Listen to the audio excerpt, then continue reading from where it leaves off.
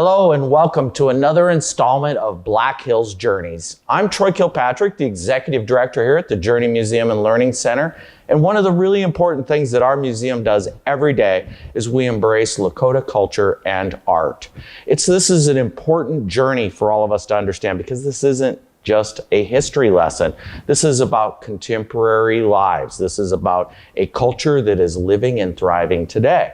However, I do not consider myself an expert on this topic, so I have invited in today Mr. Whitney Rencountre. Whitney is going to lead us on our Black Hills journey exploring Lakota art and culture. Thank you, Whitney, for being here today. Thanks for having me, Troy. Appreciate it. Our ancestors did not have books, and they did not write down history and the events and teach in that method. They utilized the arts.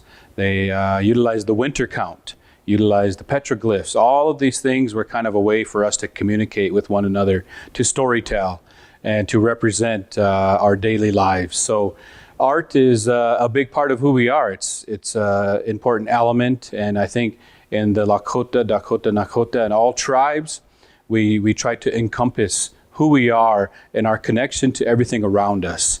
Like we believe we're part of this whole ecosystem. We're part of Grandmother Earth. We're part of everything and together. We don't dominate other groups of, animals and elements. In essence, we're kind of part of everything, and so art brings it all together. There's a connectivity amongst everything around us and around Lakota people, and that connectivity and impact of everything onto everything else really impacts the way that definitions of art and culture are used in the English language. There's art in relationship. There's art in everything around us. There's art in the way that we support each other as community. There's dance, there's music, there's ceremony, there's the natural world around us, the animate and the inanimate. Those are all intertwined in one three-letter word in English. In art, it's not the same as what most non-native folks would think. Your status as an indigenous person was measured, your wealth was measured by how much things you gave rather than what you collected, and how many relatives and friends and family, people that wanted to be around you because you were a generous person. And so in those days, art was essentially, it was a way of life. I mean, to picture our grandmothers preparing the buffalo hide and using all the different parts of the buffalo and creating something out of that. I mean, that's a beautiful sight. I mean, it's something that helps you to realize how self-sustainable our people have always been. Well, I think what's so interesting to me as a curator about all Native American art and Lakota art in particular is sort of the interweaving of art and life and everyday tasks, and that really, even the most basic tools of everyday life were decorated historically, and seeing how that has kind of progressed through the last couple of centuries as Native American peoples have adapted and changed, yet that art still remains very vibrant and integral to the culture, I think is one of the most interesting things. And I think I really enjoy here at the museum kind of being able to present contemporary Native American art to our visitors and explain that whole tradition of artistry and storytelling and using art to tell stories about their own history and peoples, and a way of transmitting knowledge from one generation to another.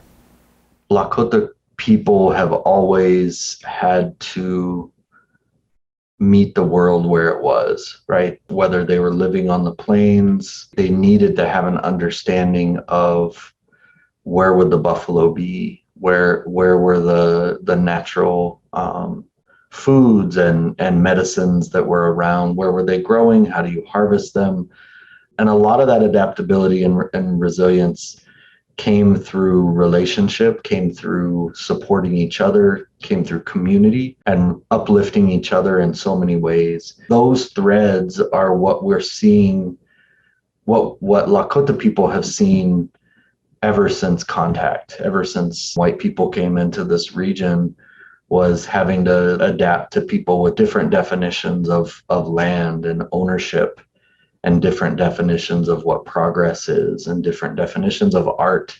Artists in general are great observers of the world around them, but I think Lakota artists bring a special sense of observation to their art, really. And again, I think that goes back to this long history of, how important it really was for all Native American people in the pre-reservation era to really understand the world around them. Your survival depended on your powers of observation, essentially.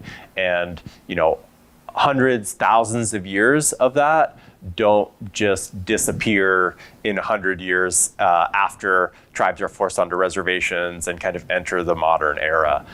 So I think there's this really unique sense of attention to detail that we see in Lakota art, and this ability to kind of share that detail with the viewer and really kind of allow the viewer to enter the world of the artist in a way that we don't see in a lot of other art forms. Really what it comes down to is when you tap into what makes you get up every day. In our way, we are taught to greet the day. Our elders will tell us to get up every morning and greet the sun, and then offer your prayers for the day, see what tasks that you have for the day. But in essence, to live every day and thank the Creator for the life that we have, and try to get up and create energy, make yourself useful in a lot of ways. And the artists and dancers, singers, writers, they have a mission, they have a passion, they really impact a lot of people. One of the big themes that we try to get across, whether we're talking to children or adults about Lakota art, is really the adaptability and versatility of artists, and how they, despite the challenges that they faced, especially beginning in the late 1800s, how they always managed to find new materials or techniques to express themselves and kind of share their artistic visions. And Lakota people have an incredibly rich history of painting, particularly, is kind of what I wanted to focus on today. And one of the oldest pieces in the collection that I wanted to share today is a painting that's done in what we might call a ledger art style. And it was done by KILPATRICK while he was living on the Rosebud Reservation. And this piece was done about 1889. And it shows a mounted warrior. So you can see that the artist is really trying to share with the viewer, something that he saw in everyday life, and trying to kind of depict it as best he can.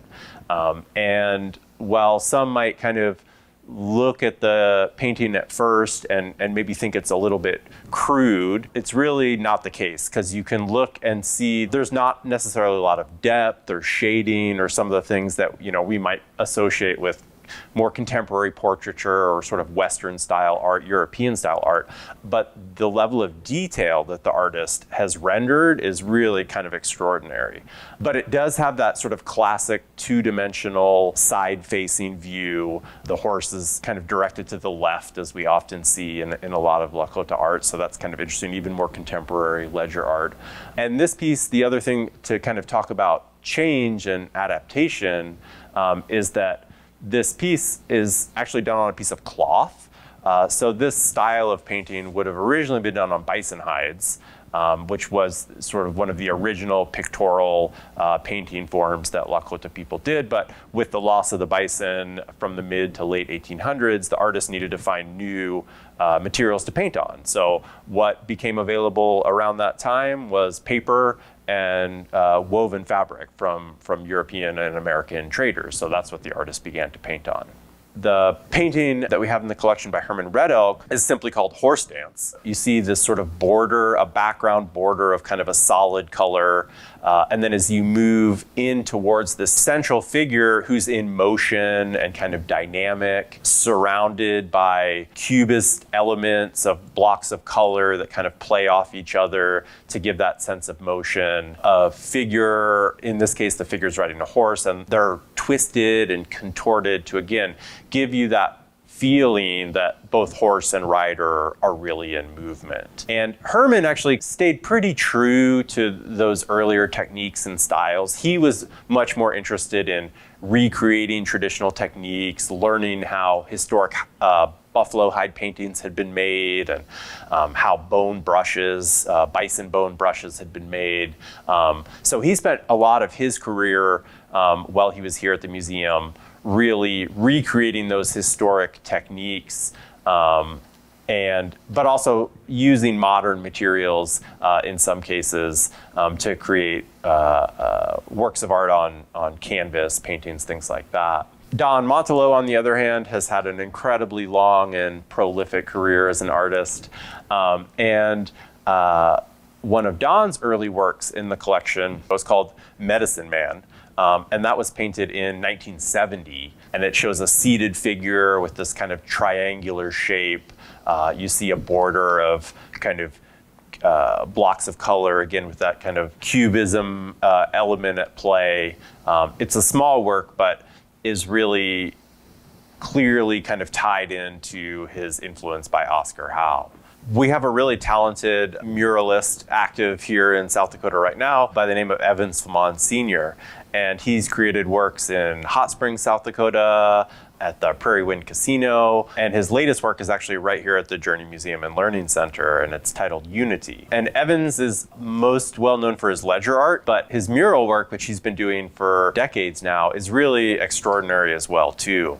And he kind of draws on his tradition of ledger art, Lakota cultural themes. The horse is very important in many of his works, but in his murals, he's really kind of also relating to what's going on in the world today, as well as important ideas and themes for Lakota culture, as well as our nation as a whole. The title of this piece is called Seventh Generation, and that's a reference to one of the prophecies or legends that Black Elk shared in Black Elk Speaks, that Lakota people would see a revival, a resurgence of hope and cultural identity with the coming of the seventh generation. And some people feel that time is right now, and it very well might be. But this piece is really extraordinary because it shows a figure clad in traditional clothing and a bison robe and a headdress. But when you look at the rest of the work and see the colors and forms and shapes that Evans is using, it's really kind of extraordinary. And this is something that's new even for him compared to the work that he was doing 10 years ago. You're seeing a lot more use of these really deep, rich blues and greens that he's really using that kind of give this turquoise element to the overall piece. So he's finding historic ledger paper to actually create the work on, but using the latest, most high-tech artist materials. The prophecies amongst our people, it was that it's the seventh generation after we moved to the reservations, went through the horrific history that our people have faced, our ancestors have faced, that it was going to be the seventh generation that was going to bring forth new beginnings for our people, and that are removed from a lot of those traumatic experiences, but have this newfound inspiration and knowledge from our Creator. And so some of the things that are the wise ones of our people, the leaders historically, what they would always tell to us is that, you know, our people, that the changes were going to happen no matter what we did. And so what they said is to take the good, because there's good and bad in every culture, every race, every community. Everyone has choices on how they want to live their lives and how they interact with people. Not every race is bad, not every community is bad, not every family is bad, or good even. And there's a balance in this world. So to take the good and throw away the bad is what our ancestors tell us. So we ask and we share with our upcoming students and those that are learning to live in this world as Indigenous people is to learn how to advocate for yourself, to learn how to do that in a respectful way, but you're still being authentic to who you are, but at the same time, you're comfortable sharing and speaking about your gifts. And I think when we're acknowledged by those that we truly love in life, and maybe those that inspire us like that, it does something to encourage us to keep on with what we're doing. And I think it's the same with whether you're singer, dancer, artist, whatever your gifts and talents are in this world, I think by having acknowledgement and if you can help other people, whatever that, if it's an inspiration or you're encouraging them to try and tap into their own talents and bringing meaning to this world, I really think those are the things that are the essence of who we are as Lakota, Dakota, Nakota people. It's important for us to learn directly from artists who tell the stories and who share their talents with the world and their inspirations. So let's go meet a few local artists. My name is Mike Lammers. I'm a Lakota artist. It started when we were children over on the West Coast. My mom grew up in Pine Ridge, and she married my dad, who was in the services, and we moved out there. And they had a program called, we called it Indian Day, but it was a Title VIII program where they had converted an old school into an Indian arts and crafts. So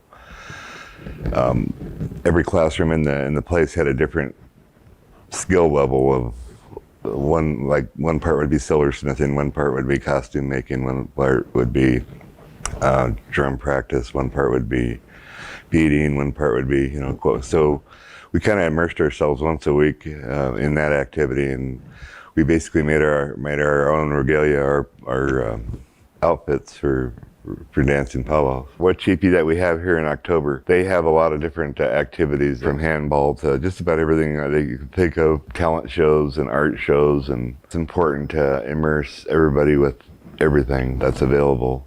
The biggest thing that I wanted to do is try to keep our language alive.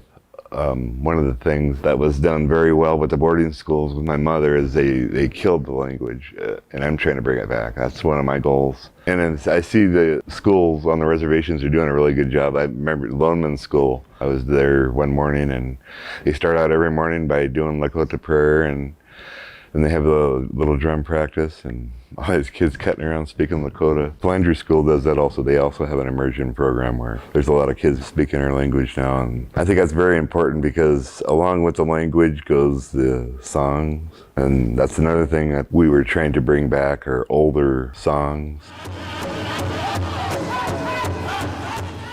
My English name is Starr, and my Lakota name is Untitled, which means brave star woman. I'm very thankful that hoop dancing is something that has been passed down within my own family, from my father to my older siblings onto me. Hoop dancing is a very rare and traditional dance that is practiced by many different native tribes. I have always been taught that the hoop dance has always been a part of our culture. It represents the balance that exists in nature that we believe we are a part of. I will definitely say that some of the designs in which I share with my hoop dance are credited to my family and been passed down through my family. There's actually a design that I use within my own hoop dance. Many people may refer to it as a tail, may refer to it as a bridge, may refer to it as a ladder, but it was a design that my father actually created, and he took it to the World Hoop Dance Competition, and he actually took first place that year with that design. So in a way, I'm not only telling my own story, but I'm telling the story of my family as well. So my father's name is Dallas Chifigal. His Lakota name is Changleshka Luta, which means spotted hoop or tree. And it was only until I was older that I did realize with my father, he is actually a legend in our area here. And I would like very much to see his story shared. He is actually the one that did bring hoop dancing back to our Lakota people here in this surrounding area. I hear stories from many others in this area of how his performances, his teachings have affected them in their lives. And I feel like hearing these things is very encouraging to the work that I do and continuing his message and him sharing his story. My family, the way I was growing up, I didn't get raised around horses. It's always been a part of my family and everything that we did. We did take part in spiritual horse rides. I even have a younger sister who is a professional Indian relay racer who invested herself into that direction and the horse knowledge along with that. The dress was actually made by one of my young dancers. So she did incorporate the horse represented here on my sleeve. The geometric designs that are throughout my regalia represent my own Lakota people, as well as the teepee that is represented on this design. There are stars that are incorporated in the beadwork here, along with the geometric symbols that represent the Black Hills, the Pahá Sápa, which I call home. I started out beading. My parents always told us, busy hands, busy mind, create something while you're at it.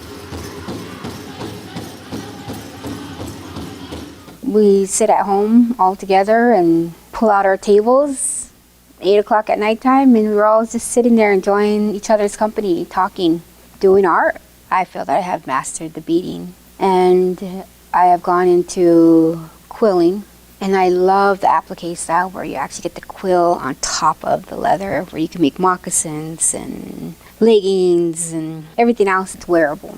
I've learned to expand into parfleche, and I like to paint. I love geometric designs. I love floral designs. Because I'm an Indian doesn't mean I just paint Indian or just do Indian work or arts and crafts. I have full capability of being a tattoo artist, a seamstress, a graffiti artist, even mural painting here. There's that stereotypical idea of what a Native artist is. The world doesn't even know Native Americans can do stuff like this. I've done a piece for my kids, a huge 26-inch cradle board. Our family designs on there, and my mom did a turtle on top because that's what she loves. And that's over 17 years old to this day. It's just amazing to think, God, I can't believe my ancestors did this. I can't believe that this was what we used to use instead of beads. How easy now it's gone to from quill work to beads, now to expressing ourselves through different type of art, photography, drawing, water paint, everything else. I'm a watercolorist, and that's basically what I want to be known as. I want Native American art critics. I want art critics who know the field of our art, who can criticize our work. I want people to say, look at his brushwork, look at the way he signed his name, look at the way he uses color. My personal work is depicting all of the people who were at Wounded Knee. All 300 people. I have a list of their names, their ages, whether they were wounded, survived, or died there. And in that process, I discovered that there were 3,500 kids under the age of 10 killed there, 35 more kids between the ages of 10 and 17 that were killed there. And that happened on December 29th. That day, those people ceased to exist. I also started wondering, how do I bring these people back to life? In that process, one day I created this woman. It was a woman walking away, and when I finished her, I felt different. Something had happened to me. Over time, the woman acquired a dog, a horse, a mate, sisters, brothers. And it was Midwest Living magazine who first wrote anything about her, and they said, a Native American painting that can hang in any living room in the United States. I'm an artist. I'm not an Indian artist. I'm an artist.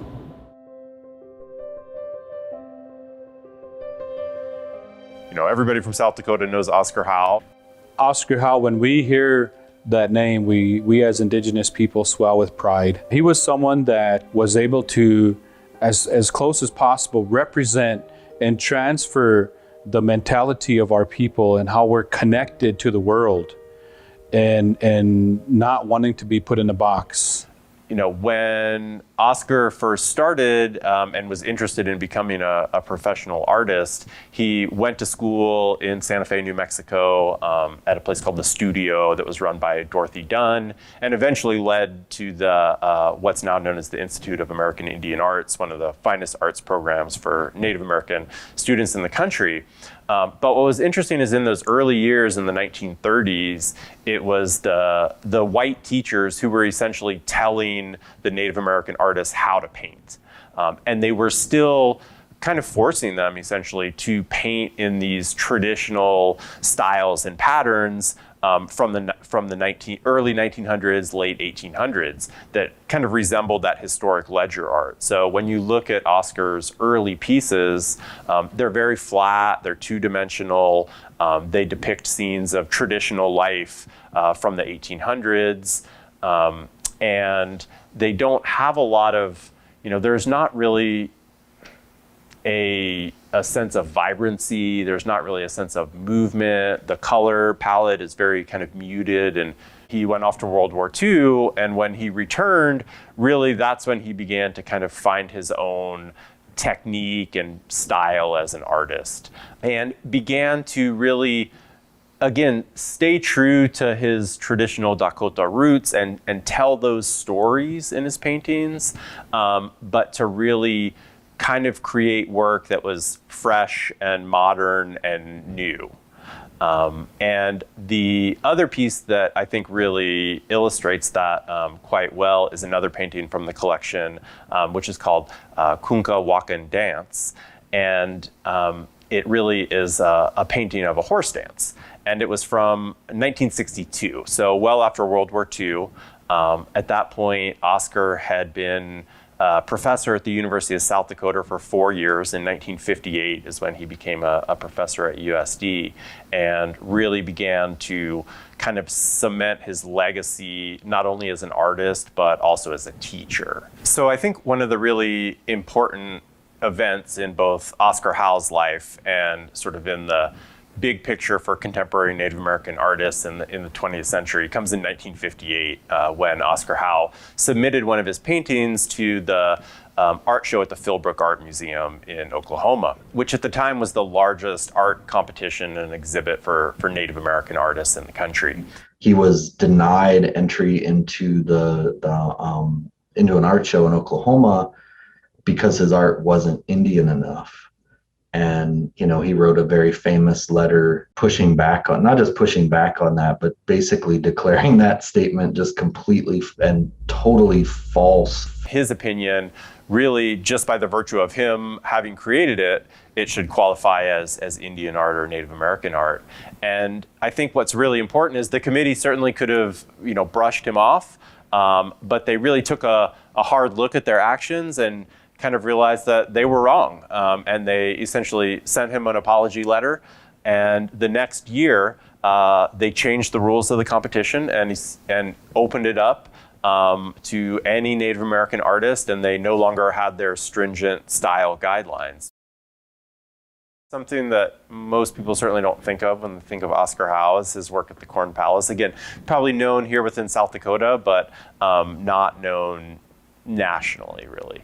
And again, I think it kind of speaks to the curiosity, the inquisitiveness, the adaptability of Lakota artists, where he saw the potential for a new canvas, and you wouldn't think of corn as being a typical artist material, but he just jumped right in there and really created something extraordinary, I think.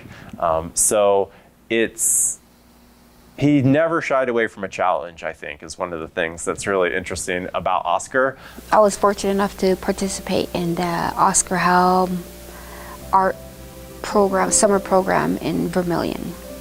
And those drawings that he did, those paintings that he did, all those, that's how I see it. That's how I interpreted Oscar Howe's paintings, with all that those swirling looking things around him. And that's why I always say, my dad always says, the spirits are always around. You always got to feed the spirits. Always got to feed the spirits. So when I look at Oscar Howell's stuff, I always think, God, he put a lot of the daily world around in his paintings to make you feel that. Oscar has, in some of his interviews and archival materials, talked a little bit about Cubism, but he never really kind of came out and said, this had a huge impression on me. But clearly, I think given all that was going on at that time in the 40s and 50s, and really kind of the explosion of abstraction that we see in not just Native American painting, but really all painting in post-war Europe and the Americas, it really kind of fits in with the context, right? Historic Lakota art, really they were kind of masters of these abstract geometric patterns. And we can see that in the beadwork. You see triangles used to represent mountains and other similar geometric forms. So I think he's kind of borrowing both from his own Dakota culture as well as from the broader art historical world. Oscar had just started teaching at the University of South Dakota. One of his important things that he started doing was taking young Native American artists sort of under his wing for summer internship programs. Oscar Howell was a teacher as well, and he had students who then he instilled in them a desire to teach others. And so there was either directly or indirectly through the finished artwork or process. And I think that is a very Lakota thing too, a very community-based, impacting and lifting up other people who have amazing skills as well. So Oscar Howell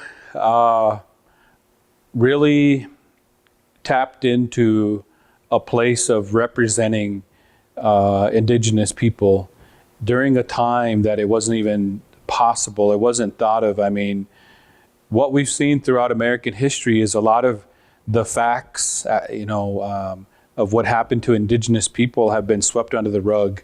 And we try to just pretend that things didn't happen to indigenous people historically, all the difficult times that we have faced and the changing of our culture to today's society. But Oscar Howell had a way of almost saving some of that, the essence of who we are as indigenous people through our spiritual teachings, through our way of life, and being able to transform it onto his art pieces, and so that not just indigenous people, but all people could recognize, and they all can experience, and everybody kind of are able to tap in, to the beauty of indigenous culture through his paintings, through his art. What is the generational impact that one person can have, one artist, one Lakota thinker can have on many generations? Someone asked us in the gallery, how do you define Native art? And we just said, really, it's anything created from the mind and creativity of a Native person. That is Native art. That idea of recognizing that Lakota creativity or Native creativity is a continuum, that it's about where that creativity comes from and how it embodies itself into something. Mary Bordeaux, my partner, and I created Racing Magpie with a very specific goal of creating space in Rapid City, South Dakota, where Lakota people don't just feel comfortable, but feel ownership and feel seen and see their culture and ways of life embodied in some way in an institution in Rapid City. And our work is focused on artists, culture bearers, community-based creative practices. Like, we don't know all the answers either. We're just trying to figure out what does that mean to have an organization and an institution and a place that really does reflect, as Mary would say, the epistemology of being Lakota, the way that Lakota people think and Lakota culture moves through the world. How do we do that in a space? We Lakota have a bird language, and we have a description of every bird in the Lakota world. So I started doing bird paintings.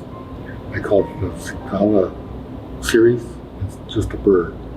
And what I tried to find out is what species of birds are out here, and the Lakota name and the Lakota story. So what I'm trying to do now is say, I'm going to create sort of a dictionary using the image, but also tell stories as to what the name of that bird is in Lakota.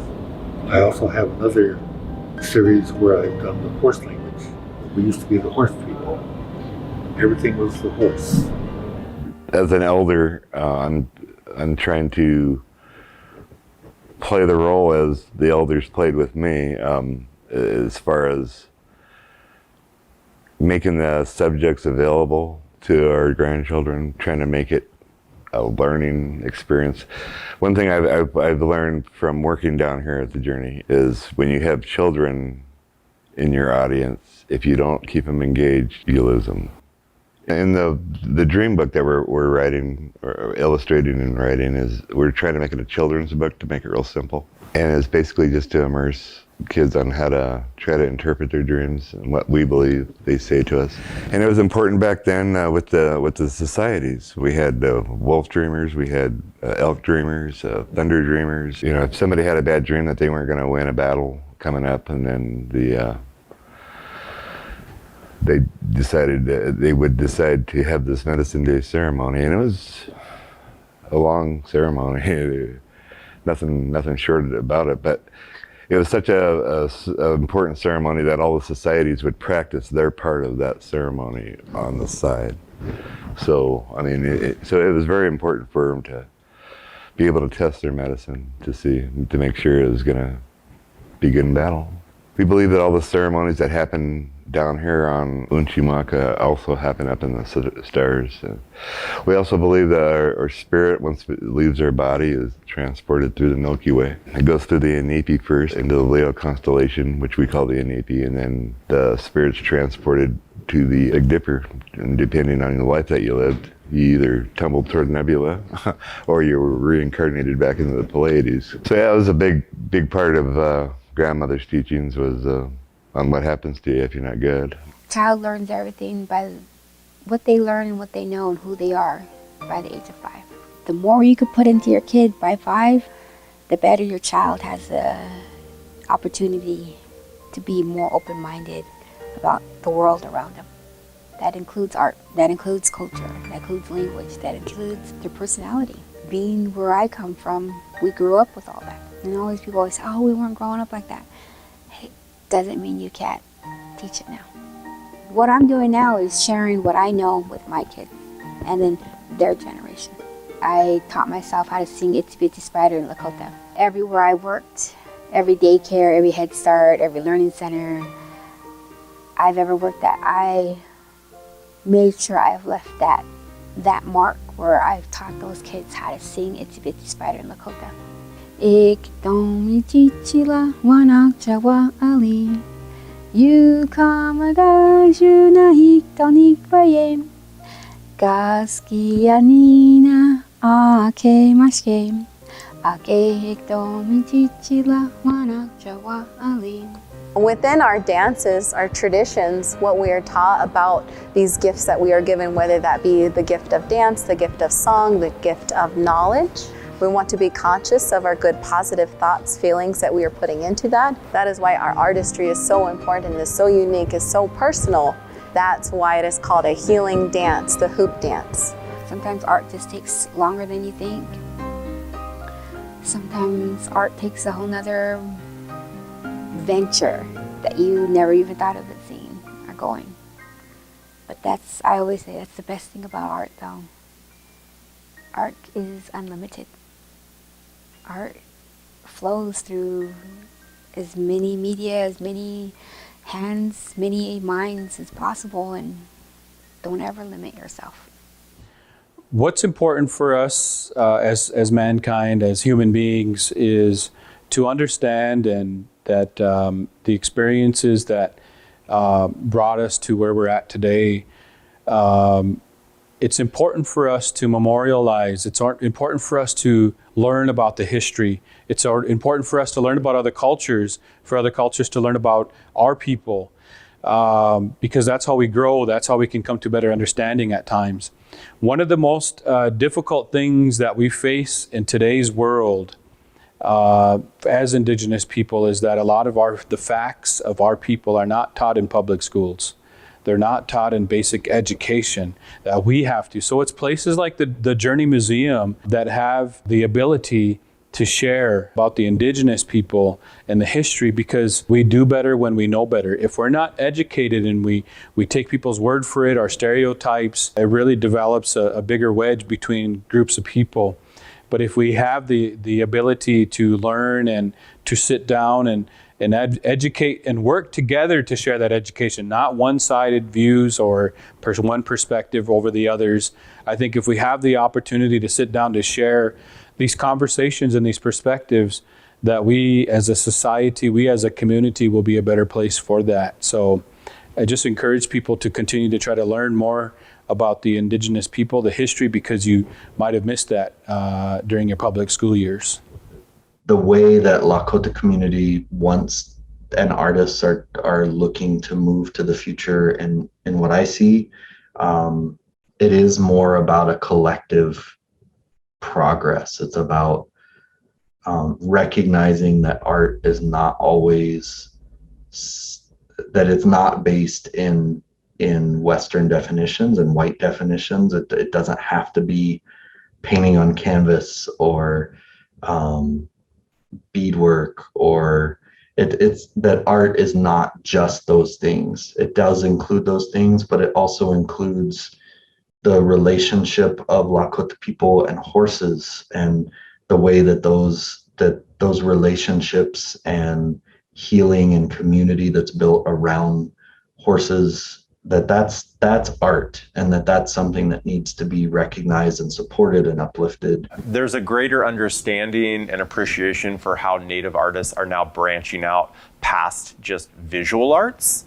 I think that was sort of one of the first forms that kind of went mainstream, but now, we're seeing more Lakota, for example, fashion designers who are incorporating that traditional techniques or styles, but adding that sort of modern twist.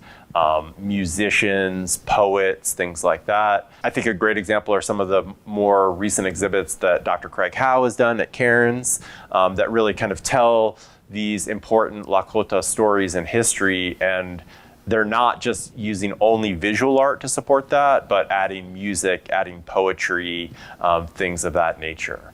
I think another interesting area will be artists kind of pushing into the digital realm and creating born digital art.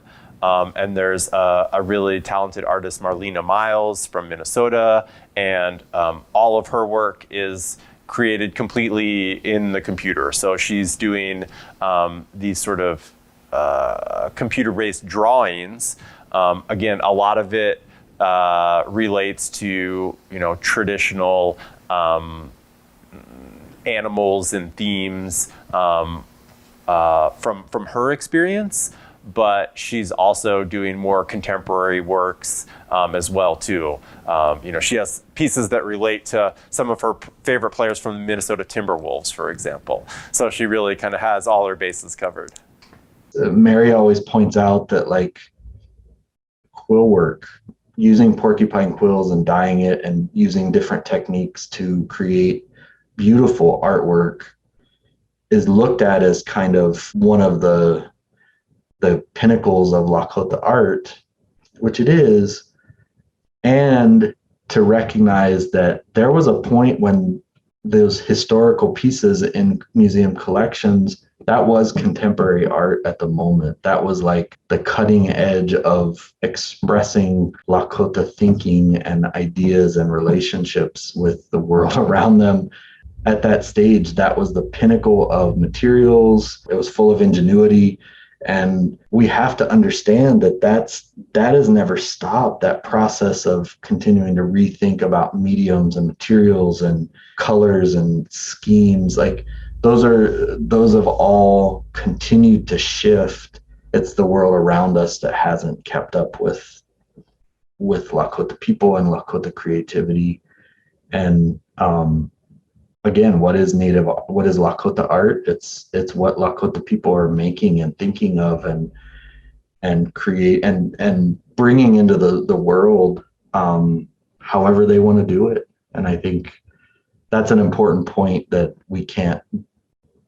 we shouldn't be imposing any kind of restrictions on that as non-Lakota people, or as a society as a whole. We shouldn't be doing that. We should be just supporting it and seeing where it takes the world. One of the things that my grandfather, the late Whitney Rencountre the first, one of the things that he taught me as a singer is that we dance for those that are sickly. We dance for those that cannot dance, those that are having a hard time in life.